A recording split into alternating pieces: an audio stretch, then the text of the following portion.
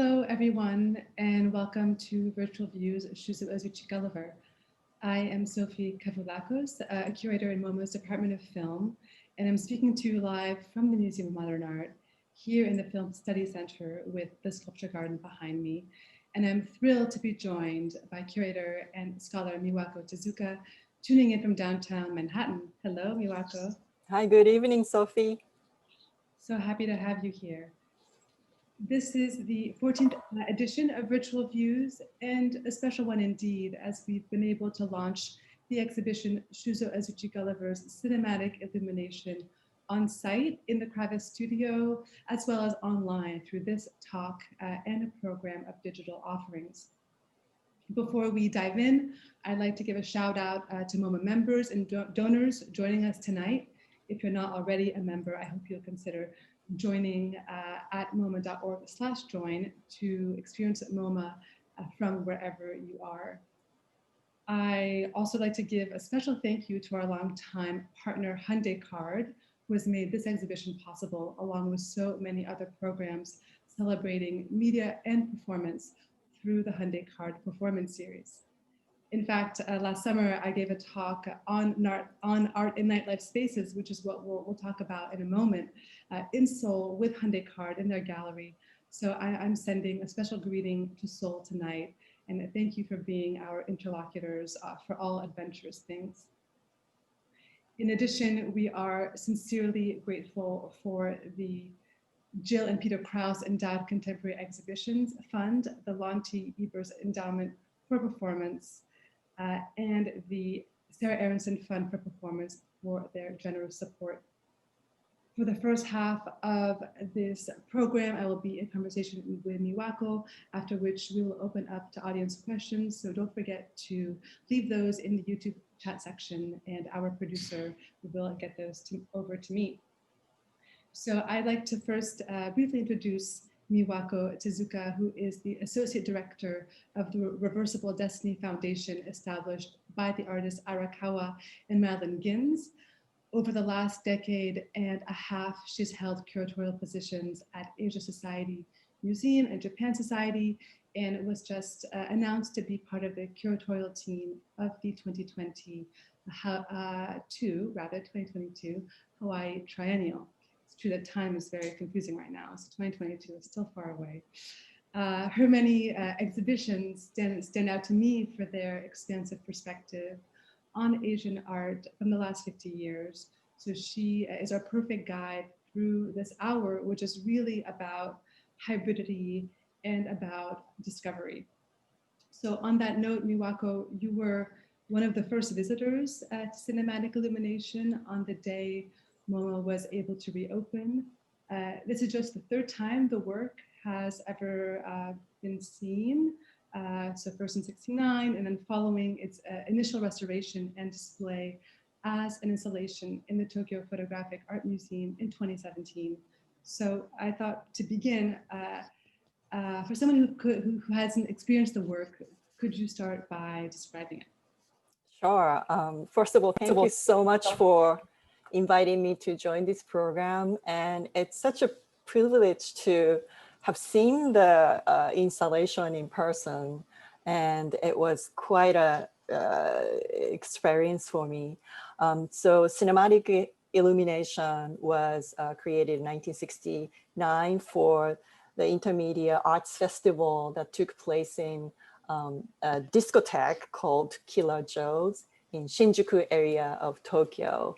And it's an immersive installation using 18 slide projectors and 1,440 slide images.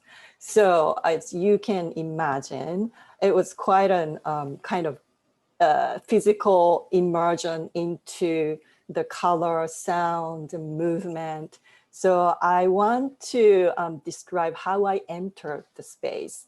And hopefully people who are listening into this program tonight can kind of come with me virtually into this installation. So I was walking through this MoMA's collection gallery display, 60s work, 70s work. I see Kusama and Warhol and Claes Oldenburg sculpture. And then I start to hear this music And then I was immediately drawn to this gallery, and I stepped inside. It was dark space, but I was immediately surrounded by this music from late 60s. And I noticed that there are speckles of light flickering all over me, 360 degrees. And I looked up and noticed that there's this light moving counterclockwise in a circular motion. And then I was wondering what that is. And I moved immediately, naturally drawn to the center of that circular motion and looked up. I was a slide image that was running counterclockwise quite fast. And I started to notice some are just red and bright green flickering, and others show black and white image of people, a man walking on a platform, or what appears to be clips from magazine pages, newspapers, pin-up images, and some others are graphic designs, etc., and was moving fast. And I also noticed a mirror ball in the center of the ceiling. And I became so entranced with this whole experience. And somehow I started to kind of try to catch the image. So I started to spin around fast. And then as I was doing that, I noticed some other people coming into the space. And of course, not that many because it's a limited number of people. But as I was seeing them walking into the space, I noticed that they were kind of doing the same thing, trying to move their body with whether the rhythm of the motion of the light or the rhythm of the sound, music. And I just kind of felt how much I missed that sort of carnivalesque space where I can immerse myself in this expansive world outside of my confine of an apartment room, you know? So, thank you so much for you're giving us an introduction in 2020, which can give us, I think, a glimpse or an echo of what the how the initial work would have been staged. And just to give another piece of background before we go into the talk more formally, which is the background of the artists that we're talking about. So Cinematic Illumination was the work of an artist by the name Shuzo Azuchi Gulliver, born in 1947 outside of Kyoto. His first encounters with art happen as a young person. Actually, he encounters in a bookshop a monograph of Marcel Duchamp in French, and he can't read the text, but through the images is actually quite immediately inspired by the life that an artist could lead. At the same time, counterculture is in the vicinity with beat poets Gary Snyder, Allen Ginsberg having spent time in Kyoto over parts of the decade. So, and to answer a first member question that's come in from Paul Beza about Gulliver's name, which maybe many of you are wondering about. In high school, Shuzo Azuchi was given the nickname Gulliver for having his hair long, wearing his hair long. He kept that as an artist name. And around the same time, in his teenage years, he begins to be involved in performance, outdoor performance, street performance. And in '67, first goes to Tokyo with the intention to make films and to join the scene. And he is quite immediately seized upon by the local press, who take his photo, if we can look at slide 3, and make him quite literally a poster child for Japan's post-war youth counterculture. If we could see slide 3 on the screen, thanks so much. So these years, 67, 68, 69, are so colorful. And one evocative thought that I've had to myself is that Gulliver actually hitchhikes to Tokyo when he goes around the time that the Summer of Love is taking over San Francisco. So that's one backdrop, but I'm hoping, Miwako, you could set the stage for us in a broader sense about the artistic context that Gulliver would have been entering into. Sure. So just to give you a very brief and broad brushstroke introduction to post-war Japanese art, it really started with the landscape of flattened land. Yes, Tokyo was still the center of art, but there was nothing really left in the 1950s. Artists are still trying to kind of reassess what happened before. For example, like European avant-gardists, they practiced before the war, but what happened, what they could do with that legacy, with this brand new reality, having no actual establishment because there was no museum yet. So in the 50s, it was a lot of reassessment of the past and also reconsidering their own cultural identity and what brand new artistic expression they could create. And then towards the mid 50s, they start to sense that the shift in the avant-garde center in the world from Europe towards the United States. And it was a visceral feeling for them as well, because obviously Japan was, after the war, Japan was occupied by the Allied armies, and American influence was flooding into the society. So they were learning a lot about this kind of new experimentalism. And then they started to find resonance with that experimental spirit, with their urge to express, no matter what, even if they didn't have any material means with them yet. So in that condition, you find artist groups like Gutai and Jiken Kobo arise. But towards the 60s, the influence of American culture started to become even more visually saturated. Image influence became really strong in the 60s. And as the Japanese society started to rebuild and move into the 1960s economic miracle period, they started to be able to rebuild the institution, like, you know, the Museum of Modern Art started to become the authoritative institution in that scene. And artists started to break away from all that to kind of newly emerged kind of institutions. So And what kinds of spaces or what kinds of formats, collective formats, where would have they found that kind of expression? they found it anywhere out on the street. For instance, if you think about a group like High Red Center, which was active in 1963 to 64 very briefly, they did happenings on the street, inside the train. For instance, the image of this Yamanote incident, which they did the happening in the crowded public transportation system, which circled around Tokyo City. It was kind of insertion of this like a nonsensical activity to break away from this monotony. I think we have an image for that, if we can see slide 4. And then as artists were finding these alternative spaces, space outside the box, it was starting to build into the heightened moment of experimentation. And also another important event during the 60s is the 1964 Tokyo Olympic Games, which started to encourage people to travel abroad and also foreigners to come to Japan. So there came this energy of cultural exchange and directly through people and artists. So you alluded to already this kind of interplay between the US and Japan, which I think is so important, and is one we thought a lot about as being, again, this real privilege of showing the work outside of Japan for the first time.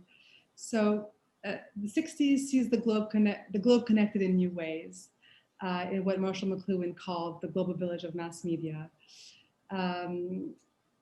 And I'm wondering if you could kind of give us some texture, as you just started to, about this relationship between the two countries. So the US maintains a military presence in Japan, which involves them inadvertently in Korea and Vietnam, but there also is this draw of popular culture, and it sounds like an actual physical exchange through a new kind of, again, physical network. Can you speak a bit about that? Yeah, the really good example of that is, of course, the Fluxus connection between New York Fluxus and Fluxus in Tokyo. There are a number of artists who actually were able to travel to New York and experience the Fluxus activities. And then many artists like Imura Takahiko were reporting back from that experience to Japan. So artists in Japan, even if they were not able to actually physically get there, they were getting all this information of what was happening there. And then another key location in this relationship of two cities is the, for instance, Sogetsu Art Center, which invited a number of artists, avant-gardists of that time, like John Cage, David Tudor, who were kind of brought to Japan through the introduction of Toshiichi Yanagi, and then not to mention Yoko Ono, Nam June-paik, all those like individuals coming to the scene, and it became really the hub of experimentalism in Japan, and both sides trying to find each of their own kind of expressive methods. And the sky was the limit at the time. And it is really amazing to see what kind of performances, like jazz concert, experimental film screenings, and theater pieces were performed there.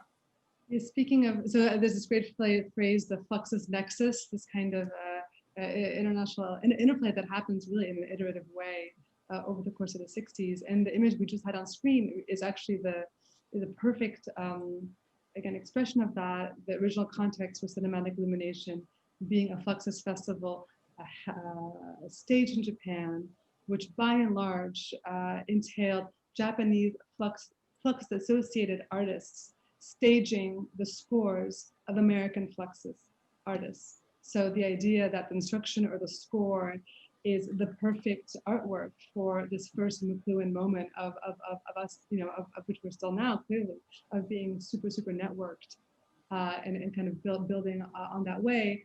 And it wasn't just like a one directional relationship. And then, some Japanese artist pieces would be performed by American Fluxus or, international Fluxus members in New York. For instance, the High Red Center that I mentioned before, High Red Center's happening, Be Clean, was reenacted by New York Fluxus members. We have the image slide. Yeah, two years later. So it was really this amazing emergence of contemporaneity, artists in different cities sharing this energy of experimentalism. We have a slide for that. If you could see slide 5, please. So as you described, the action that is first happens in Japan and then is restaged, channeled, right, in New York a few years later. What's exciting to think about from, again, this kind of moving image and technology perspective is that all this in some way foreshadows a decade later of exchanges relating to video art, actually. And that's a place where the exchange certainly is kind of, the vector is the other way with Joan Jonas or MoMA's founding video curator, for that matter, Barbara London, going to Japan around the first time of the Sony Portapaks. So technology being kind of the critical other layer of these networks. So I'd like to change gears a bit and to consider this unbelievably large scale, ambitious, intricate, and sensational work in a more formal way. Consider it as a work. So first, within a moving image context, so to think about it in the context of expanded cinema and a generation of filmmakers who shift their focus outside of the film frame and really onto the space of the venue and the staging of the event, integrating multiple projections, performance, or installations. Actually, if we could see slide 7, an image from Taka Imura from a little bit later, from the 70s. And what's interesting is that actually Imura says that it's the ascendancy of television that forces film to adopt a new position. But film also has a relationship to the underground, the counterculture that you were describing. I know you had some connections to draw out there. Yeah, when I hear like underground cinema film, immediately I remember Matsumoto Toshio's funeral March of Roses. That like really fits my image of late 1960s cacophony of sound, noise, movement of the urban space. If you And could see slide 8, we have a slide for that. And these two works actually makes a really interesting contrast in terms of approach to what consists experimentation with film as a medium. Yeah, and to actually place cinematic illumination again in a film context, to say a little bit about its making.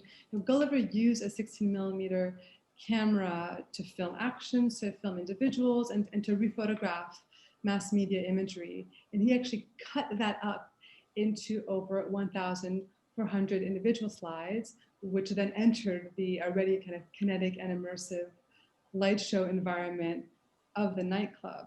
So there's another way in which this is essentially a work of collage and relates to that kind of tradition, right? Yeah, and also Gulliver certainly is aware of how to draw the maximum potential of film as a material medium in his installation. And he also, by using the slide images, kind of adds on to that material analysis, this kind of collage aesthetic. So to me, it feels as though he is like the hybrid of Imura's, film installation and Matsumoto's use of collage in the, straight shot, like straightforward film screening.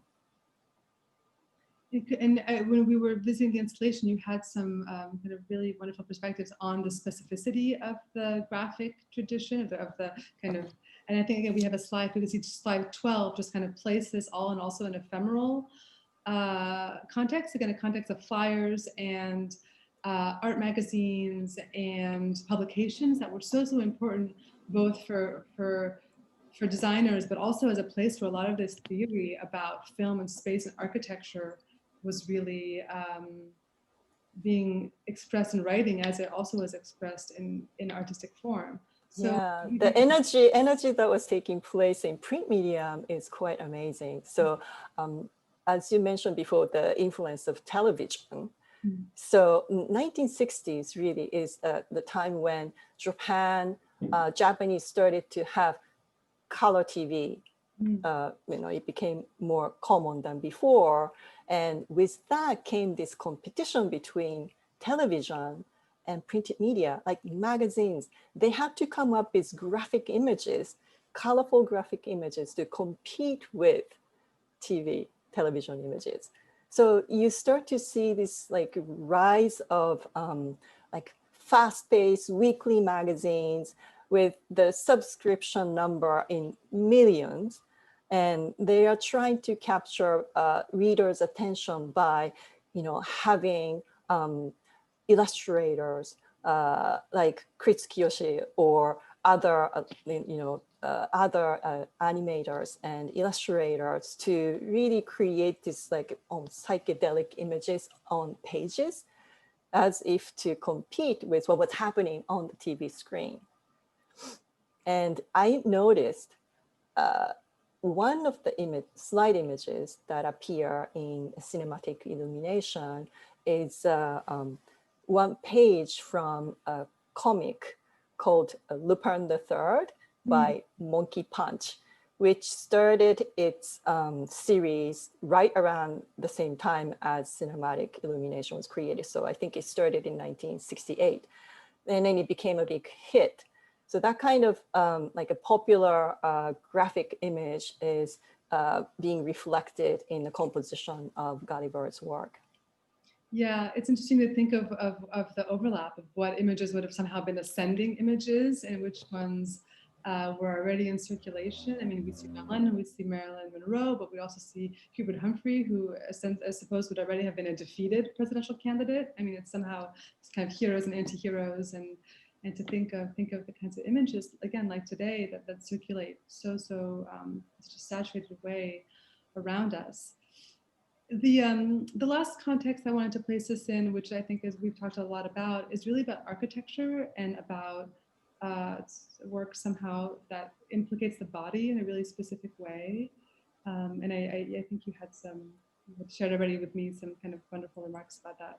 Sure. I mean, there are a number of artists who are interested in the relationship between body and space and body and architecture. So since I work for Arakawa Gin's Foundation, I thought to bring one image of the film that Arakawa created in 1969, which is called Why Not? And I think there is a slide for that. It's a kind of film strip where this protagonist, a woman, it's thoroughly shot inside a building, inside an apartment building, which was Arakawa Gin's studio at the time on West Houston Street. And this film follows the movement of this protagonist as she explores. It's the slide image is the one before. The other way. Slide 9, please. Yeah, this one. So this follows the woman's physical movement as she figures out the space in the apartment, whether it's in the bathroom or underneath the bed or on the couch. So to Arakawa's mind, the architecture is not something that confines the body, but architecture is something that body creates. Mm-hmm. So he and Madeline Gins came up with this term, architectural body. So that was his approach to the concept of body and space, and which is interesting to think in contrast to Gulliver's way of creating this space where, as I experienced, that it really kind of engages the full body and sensibility. Yeah, I mean, it's a work that, which I feel is true of so many moving image works, it's not complete without its audience. And that's why it's been, again, so special to be able to share it physically here in the studio. There's two other pieces to the architecture kind of notion for me. And one of them, if we can actually go back to that wonderful slide 10, is that this is a period where artists of all disciplines get involved in nightlife spaces and other art spaces. So perhaps also kind of fashion stores or things like that. So you're looking at Killer Joe's, which is the venue where cinematic illumination was first staged. You're not looking at that night, but another night. And that was co-designed by Rikuro Miyai, who then brought in Kichi Tanami to do the projections, sound system by Yasunao Tone, and then these kinetic kind of inflatable sculptures that all together comprise this sense, kind of sensorial and also visual, a super visual environment. Well, all of that, Miwako, you had also mentioned to me that this neighborhood where this nightclub was in is also, again, notable kind of in the period as being new, right? It's also this kind of totally brand new context. Is that right? Yeah, it's compared to older parts of Tokyo City, Shinjuku really kind of became the hotspot of avant-garde and underground. So there are various other bars where photographers, like provoke photographers, would hang out, or other experimental composers and theater people would hang out. One key cafe in Shinjuku at the time is called Fugetsudo Cafe, which is a legendary salon for all sorts of creative people. And it existed since late 1950s, or actually early 1950s. And it's actually where vanguards were exchanging ideas, and it was really brilliant. Even this a discotheque space and also this cafe space, it's an open space. It's not compartmentalized. It's where people really are bumping elbows against each other, and it was open space where people could talk to each other. So for instance, in Cafe Fugetsudo, it had really like a high ceiling. So they were able to organize music concert, exhibition of artworks, sculptures, jazz record concert, etc., etc. But all at the same time, it was, for instance, where I believe Gulliver first met Terayama Shuji, the playwright, because, you know, Terayama was always there hanging out, using it as if his studio space, writing all these like amazing avant-garde dramas. Yeah. And Gulliver even had said that in those cafes, you would equally run into to Vietnam draft dodgers as you could kind of all of the creative folks around you of any kind of discipline. And that's why I think that, again, we think about space and artistic space, you think about individual versus collective context. If you think of the experience of cinematic illumination in Killer Joe's, if you zoom out, it's as we know, it's never in isolation. So you zoom out to an environment that is so hybrid, that is so energetic.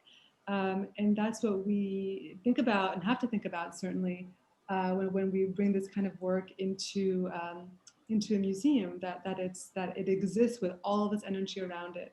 And while we're in 2020, we're not in 69. How do we capture that? Of course, primarily it's by discussing, engaging, collaborating with the artists. But again, how do you switch context? If that's really what we're doing here.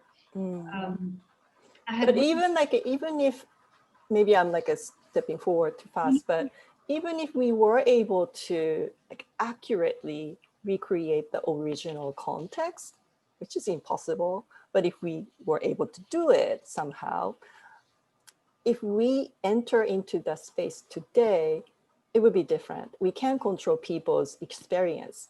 So the experience is, the variety of experience is unlimited. So we can control that. I mean, we could control to certain degree the physical presence of the work, but that's, you know, how as much as we could try to do. Yeah, it's so important, and it's also essentially a perspective to have about looking back at these kinds of iconic times. So it's a notion of nostalgia, but it's also a notion of bringing nightlife context, countercultural context into institutions, and all of the kind of sets of translations that go into that.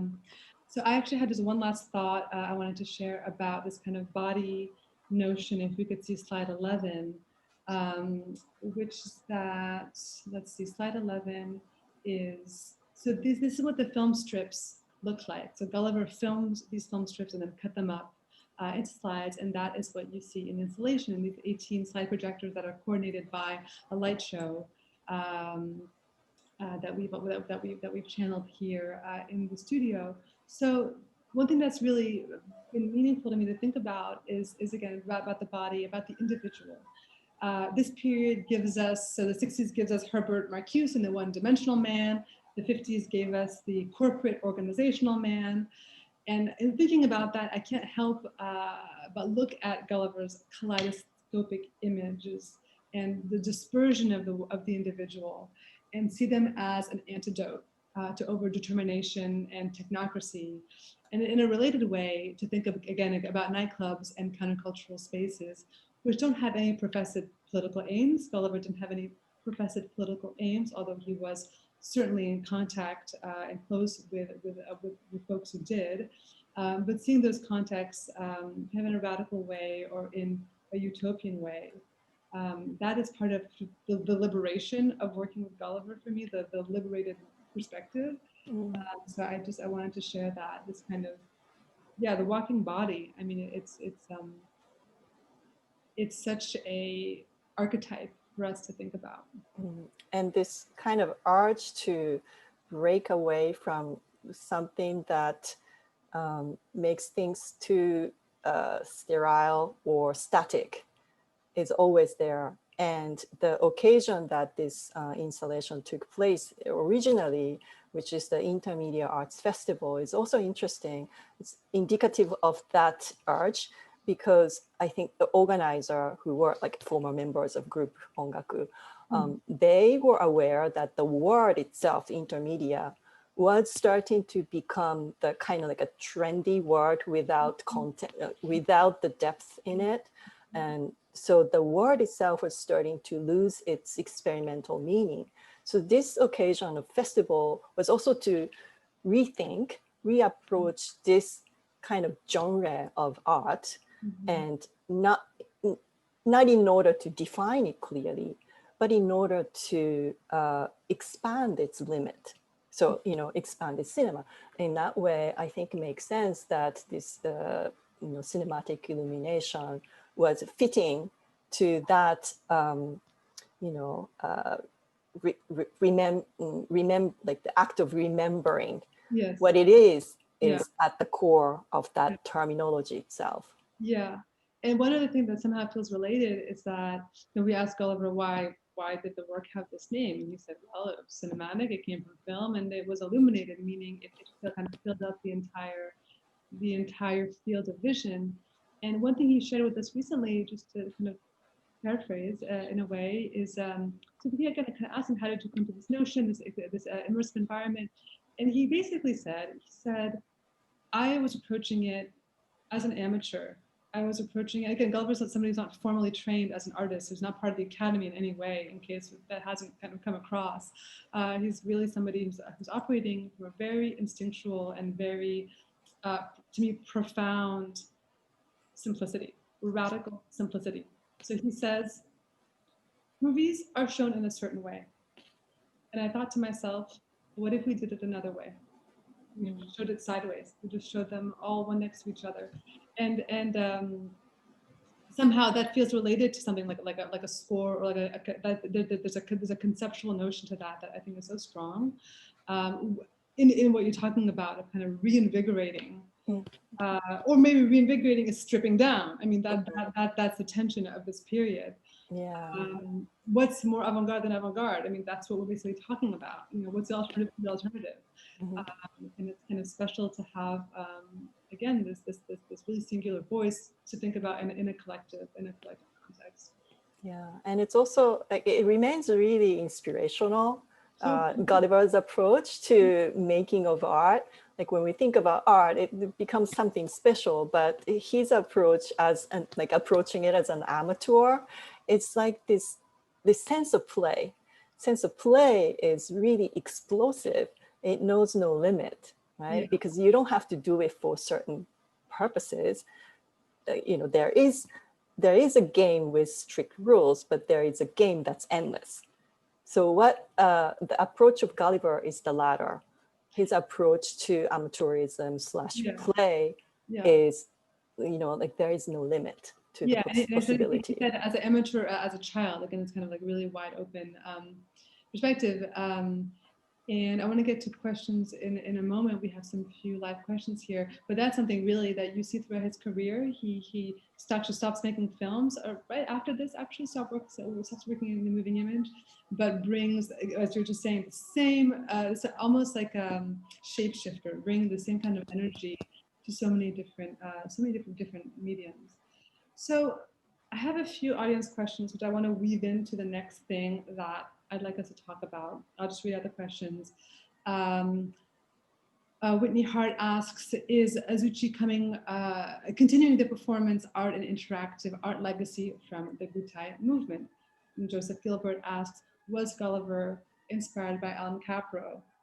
And I think we're going to answer both of these, but I also want to do it in this way, as Gulliver would say, is that everything we've talked about is about thus far is about thinking of new models in looking at post-war art history.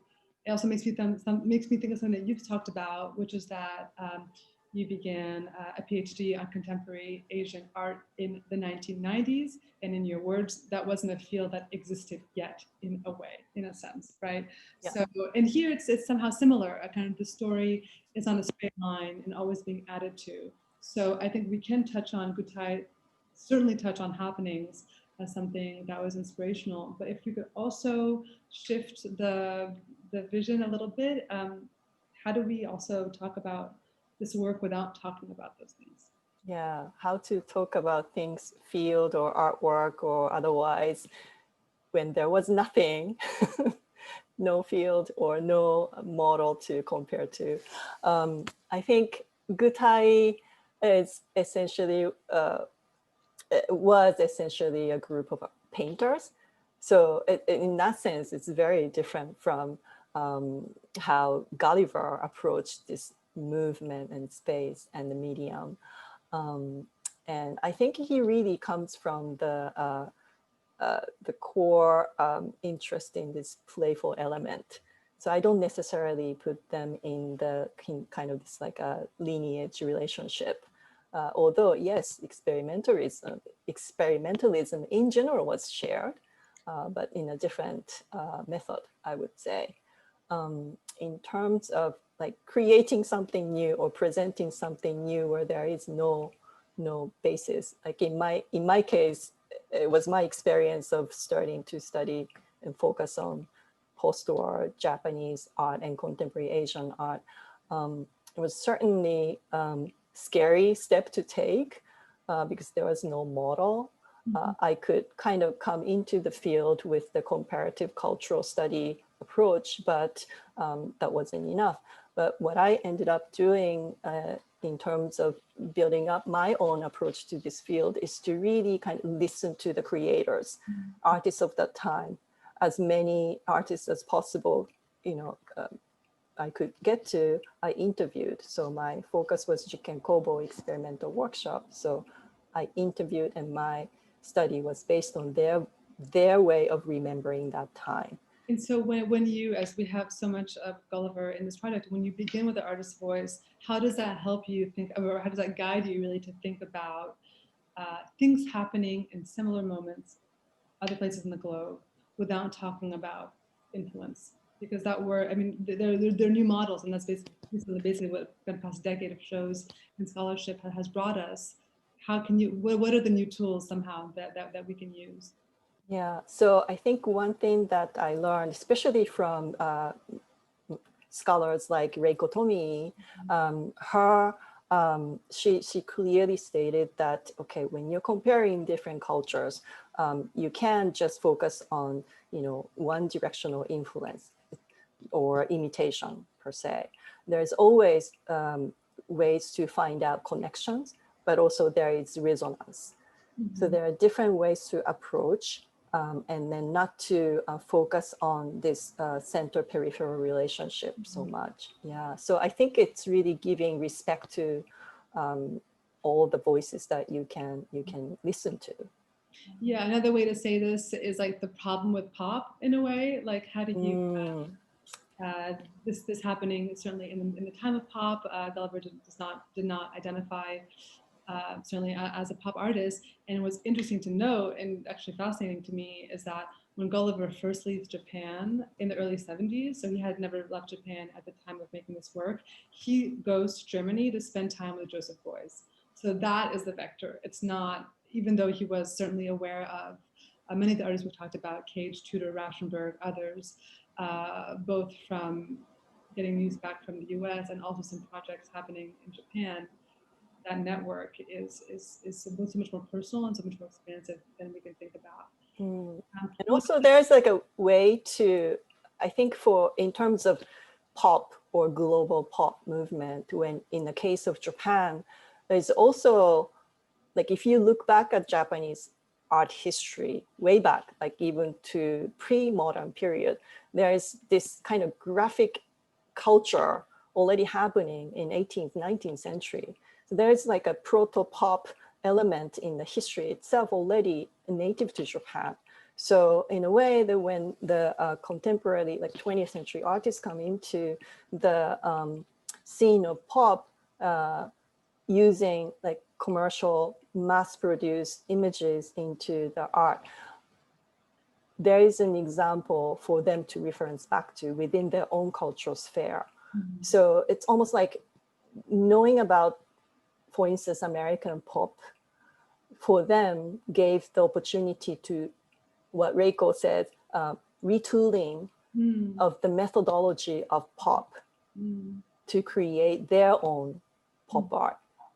Yeah, another kind of site of this kind of this layering, and a question has come in from wonderful, supportive Chief Curator of Media and Performance, Stuart Comer, about Expo 70 in Osaka, which was a major moment, both kind of in the chronology of how Japan as a nation saw itself and was broadcast to the world, but also is, again, was a site and moment of our art and experimentation and technology in a legacy that's actually a little bit complicated.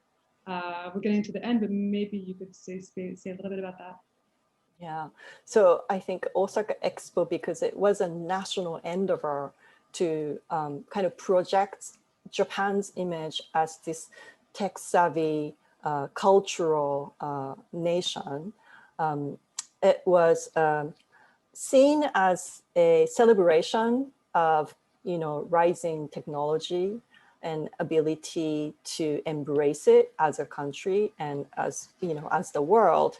And Japan could be part of the contributors to that development of technology and how art and technology immersion can enhance our lifestyle.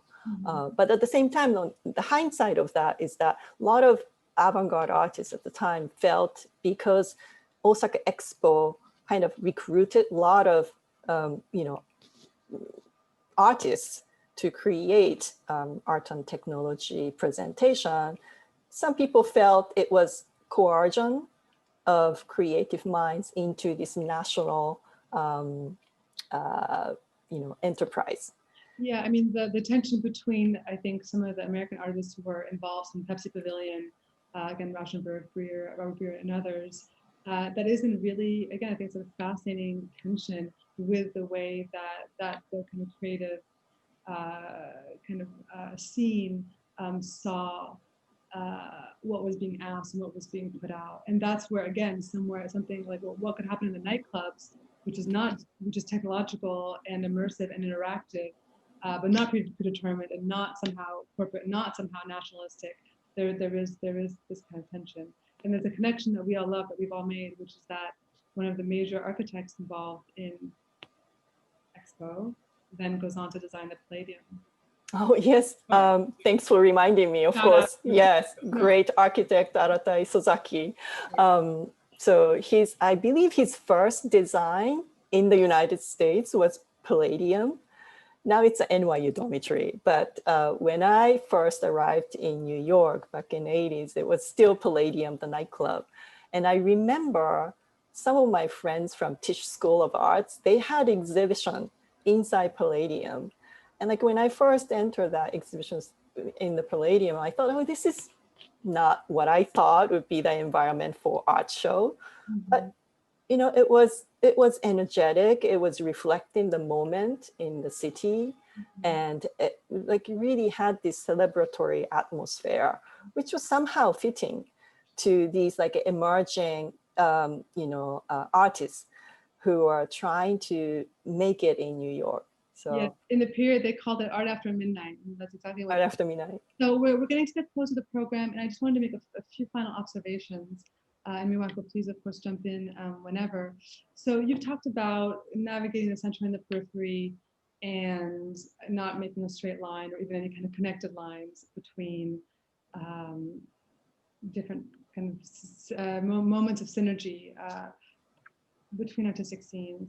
And I wanted to bring up a related point, which is about presenting large-scale installations, ephemeral work, and expanded cinema. So the kind of work that in a survey first of all, that really exists between the Film Archive and the Art Museum, and in a survey exhibition might be represented by an archival photograph, right? It's a great deal of effort and technical effort to restage this kind of work, and also, as you hopefully have experienced, have gotten a sense of, very large scale.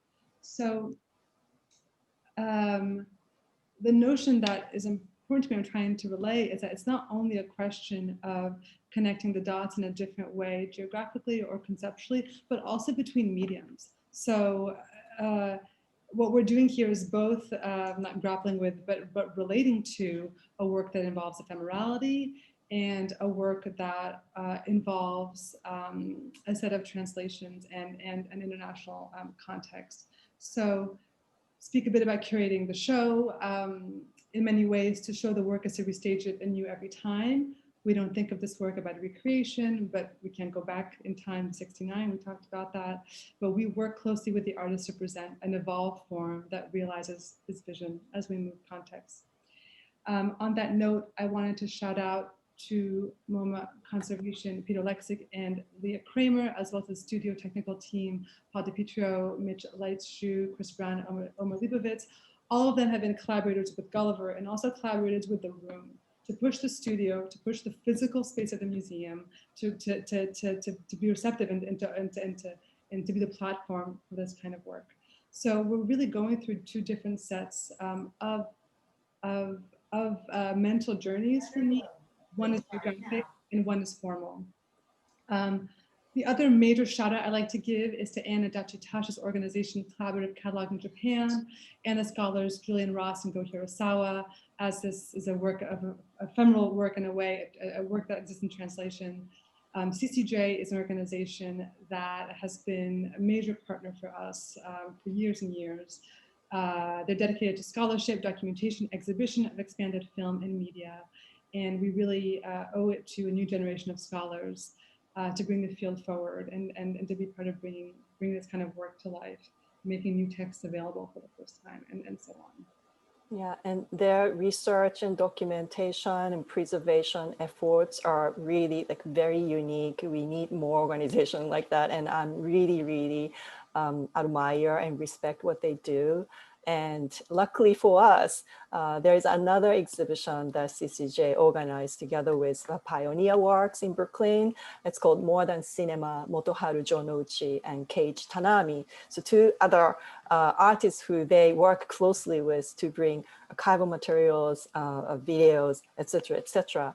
And it opened in March, but it shut down. But it's reopening soon by appointment. So. That's right.